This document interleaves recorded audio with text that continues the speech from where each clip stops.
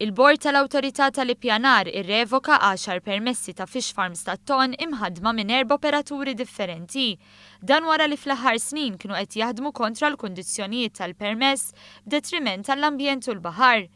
Id-deċiżjoni tal-ħamis segwit laqgħa ta' ġimagħtejn ilu li matula kien intlaħaq qbil li l-operaturi kellhom iressqu pjan biex jgħidu kif se jkunu qed ineħħu huma dawn l-illegalitajiet.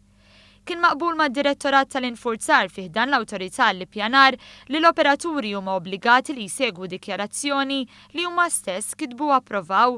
Dan dwar kif se jirregolaw ruhom. Dan ifisser ukoll li sal-aħħar ta' din is-sena il-fish farms ta' viċin Kemuna, is-Sikka l-Bajda kif ukoll dawk f'Marsa Xlokk iridu jmexxu l-operat tagħhom lejn iż-żona tal-akwakultura fin-nofsinhar ta' Malta.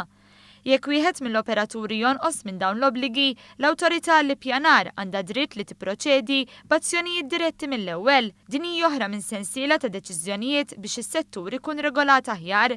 Ix-xahar li għadda 4 operaturi ingħataw avviż ta' infurzar ta' emerġenza. Eventwalment il-Gvern ippubblika wkoll liġijiet li permezz tagħhom ħarrex il-multi ta' min jikser il-liġijiet ambjentali marbuta mas-settur.